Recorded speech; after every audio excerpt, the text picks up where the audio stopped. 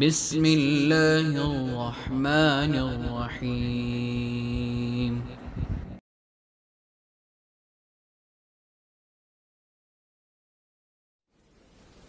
ناظرین، اب میں خطاب کے لیے دعوت دوں گا جناب ڈاکٹر احمد علی سراج، سیکریٹری جنرل بین الاقوامی تحریک ختم نبوت کو کہ تشریف لائیں اور اپنے خیالات کا اظہار کریں۔ ڈاکٹر احمد علی سراج، سیکریٹری جنرل بین الاقوامی تحریک ختم نبوت۔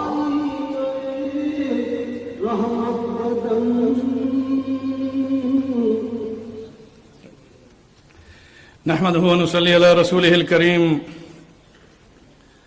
أما بعد فأعوذ بالله السميع العليم من الشيطان الرجيم، بسم الله الرحمن الرحيم، اللهم لك الحمد كما ينبغي لجلال وجهك وعظيم سلطانك، اللهم صل على محمد وعلى آل محمد أفضل صلواتك بعدد معلوماتك وبارك وسلم۔ پھر تصور شہنشاہ کونین کا دل میں میرے بسط احترام آ گیا، نطق کے بو سے میری زباں کے لیے جب لبوں پہ محمد کا نام آ گیا۔ سب پڑھنا صلی اللہ علیہ وسلم۔ یہ نام محمد کا اعجاز ہے کہ جس کے سینے میں اگر ایمان بھی نہیں اور زبان پر نام محمد آ جائے، اس زبان میں نام محمد سے اس کے دونوں ہونٹ اسے چوم لیتے ہیں۔ نطق کے بو سے میری زبان کے لیے جب لبوں پہ محمد کا نام آ گیا، لائے تشریف جو سرور انبیاء، آئے جو ہی صحابہ کی محفل میں وہ، سارے اہل نظر تب یہ کہنے لگے لو ستاروں میں مائے تمام آ گیا۔ انٹرنیشنل رحمت للعالمین سیرت کانفرنس، جس کا عنوان ختم نبوت صلی اللہ علیہ وسلم اور مسلمانوں کی ذمہ داریاں، ایک عظیم عنوان ہے۔ علامہ اقبال اس کے بارے میں فرما گئے، وہ دانائے سبل ختم الرسول مولائے کل، جس نے غبار راہ کو بخشا فروغ وادی سینہ۔ نگاہ عشق و مستی میں وہی اول وہی آخر، نگاہ عشق و مستی میں وہی اول وہی آخر، وہی قرآن وہی فرقان وہی یاسین وہی طٰہٰ۔ صاحب صدر فضیلت الشیخ حضرت مولانا ڈاکٹر نور الحق قادری صاحب دامت برکاتہم عالیہ، وفاقی وزیر مذہبی امور اور دیگر سٹیج پر مہمانان گرامی، سینیٹرز، پارلیمنٹ کے ممبران، علماء، مشائخ عظام اور پھر ہر طبقے سے تعلق رکھنے والے، اس کانفرنس میں شرکت کرنے والوں کو میں سب سے پہلے رسول اللہ کا یہ پیغام دینا چاہتا ہوں۔ فرما گئے ختم الرسول کے تاجدار، فرما گئے ختم نبوت کے تاجدار، تا حشر میرے بعد نبوت نہ آئے گی۔ قرآن ہے وہ کتاب، ہدایت ہے جس کے پاس، کوئی نیا قرآن اور نئی کتاب نہ آئے گی۔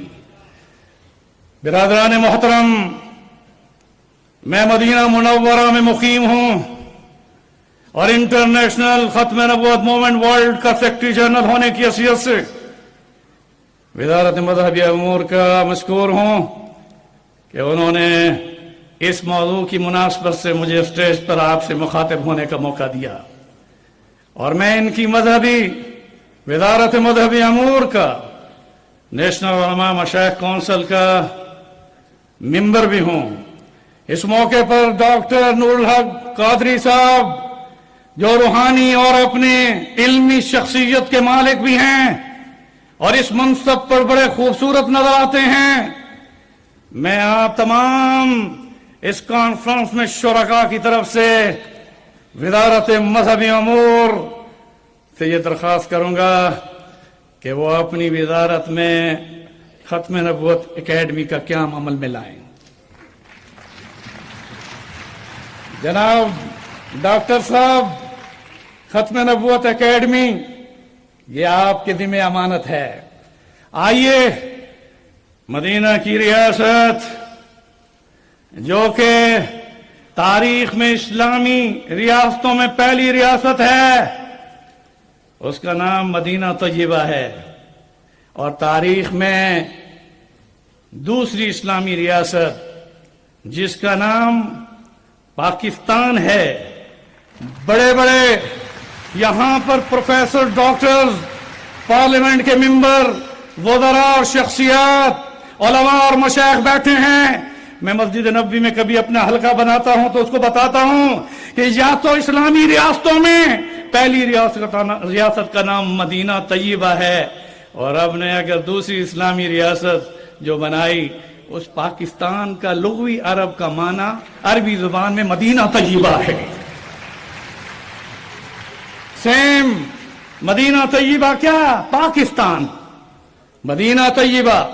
میں اس موقع پر ختم نبوت صلی اللہ علیہ وسلم کی مناسبت سے زیادہ وقت نہیں لینا چاہتا، یہاں پر اتنا بتا دوں کہ ریاست مدینہ میں بھی ختم نبوت کے قانون کو مسلمانوں کا اساسی عقیدہ بنا کر پیش کیا گیا، اور ریاست پاکستان کے پارلیمنٹ کو، سپریم کورٹ کو اور تمام پاکستان کے اداروں کو میں مبارکباد دیتا ہوں کہ جو فیصلے ریاست مدینہ میں رسول اللہ نے فرمائے اس کو آپ نے اپنے آئین اور دستور کا حصہ بنایا۔ سوال ہوتا ہے کہ 100 آیات پر ختم نبوت کے دلائل، 200 احادیث پر مبنی۔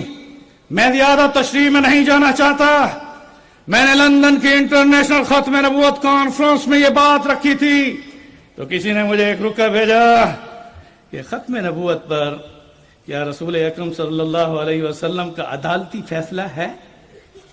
آؤ میں آپ کو ریاست مدینہ اور ریاست پاکستان دونوں کے ساتھ بتاؤں گا۔ ریاست مدینہ میں جب رسول اکرم صلی اللہ علیہ وسلم کو یہ خبر پہنچی کہ یمن میں ایک شخص اسود انسی ہے جس نے نبوت کا دعویٰ کیا ہے، تو میں اس انٹرنیشنل سیرت کانفرنس میں آپ کو رسول اللہ کی عدالت نبوی کا فیصلہ سناتا ہوں۔ آپ نے فرمایا کہ میرے بعد اس نے جو نبوت کا دعویٰ کیا ہے اس کا سر اس کے تن سے جدا کر دیا جائے۔ یہ فیصلہ نبوی ہے، عدالت کا۔ مگر میں یہاں ایک وضاحت کر دوں گا، میں ایک ذمہ دار آدمی ہوں کہ ختم نبوت پر ڈاکہ ڈالنے والا مدعی نبوت یا شاتم رسول، اس کی سزا قتل تو ہے، مگر علماء اور عوام کے ہاتھ میں وہ سزا نہیں۔ عدالت نبویہ نے بتایا کہ حکومت وقت پر واجب ہے کہ وہ سزا جاری کرے۔ ہماری ذمہ داریوں میں ہم ختم نبوت کے کورس کروا سکتے ہیں، علماء ختم نبوت کے کورس کرائیں۔ مجھے بڑی خوشی ہے اس وقت یونیورسٹیز کے بڑے بڑے پروفیسر، ڈینز بیٹھے ہیں، یہ اپنے نصاب میں طلباء کو آشنا کرائیں۔ میں بڑے افسوس کے ساتھ بتانا چاہتا ہوں کہ قادیانی نے، غلام محمد قادیانی نے 1899 میں جب نبوت کا دعویٰ کیا تو اس کے نبوت کے دعوے پر کسی سکھ نے اسے نبی نہیں مانا، کسی یہودی نے اسے نبی نہیں مانا، کسی عیسائی نے اسے نبی نہیں مانا۔ وہ پنجاب کا رہنے والا ضلع گرداسپور، تحصیل پٹالہ، موضع قادیان کا وہ شخص جو سیالکوٹ اور لاہور میں بھی رہا۔ مگر افسوس، ختم نبوت میں ہماری کیا ذمہ داری ہونی چاہیے؟ میں دنیا میں کینیڈا، امریکہ اور یورپین کنٹری میں جہاں گیا ہوں، جہاں پر بھی قادیانیوں کے مرکز ہیں، وہاں پر اسی ناشنائی کی وجہ سے ہمارے نوجوان ارتداد کا شکار ہو کر رسول اللہ کی ناموس رسالت ان کے ذہنوں میں سے نکل گئی، اور وہ ناشنا ہو کر مدینے کی سرکار سے نکل کر قادیان کے کنجر خانے میں چلے گئے۔ میں بتاؤں گا یہ عدالتی فیصلہ یہ حکومت وقت پر واجب ہے۔ اس لیے میں اس موقع پر ایک اور بھی دلیل دوں۔ جب مسیلمہ کذاب نے نبوت کا دعویٰ کیا تھا تو رسول اللہ صلی اللہ علیہ وسلم کی حیات طیبہ میں کیا تھا۔ اور آپ نے فرمایا تھا انہ سیکون فی امتی 30 کذابون دجالون، میرے بعد 30 کذاب دجال آئیں گے، مگر اسود انسی ہو یا مسلمہ کذاب ہو۔ رسول اللہ کی حیات طیبہ میں ان لوگوں نے نبوت کا دعویٰ کیا۔ اب یہاں پر بھی میں اس موقع پر بڑا خوبصورت جملہ دینا چاہتا ہوں، اور وہ یہ ہے کہ کسی صحابی نے یا کسی شخص نے قانون کو اپنے ہاتھ میں لے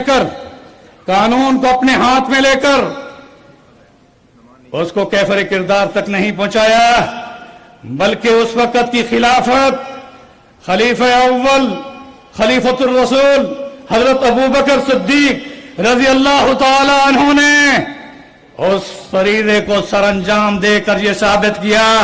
وزیر اعظم عمران خان صاحب، آپ مبارکباد کے مستحق ہیں کہ اسلامی ریاست مدینہ کو فالو کر رہے ہیں، اور مدینہ کی ریاست میں خلافت کا پہلا اجماع اس پر ہوا کہ جس نے نبوت کا دعویٰ کیا اس کے لیے مدینہ سے لشکر گیا۔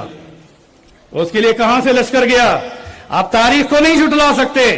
رسول اکرم صلی اللہ علیہ وسلم کے بعد مسلمہ کذاب کی سرکوبی کے لیے جو لشکر بھیجا گیا اس میں بدری صحابہ بھی تھے، احد کے غازی بھی تھے، 25 غزوات والے غازی بھی تھے، اور پھر اسلام کی تاریخ میں حضور کے یعنی 23 سالہ بعثت میں یہ جملہ دے کر میں ختم کروں گا۔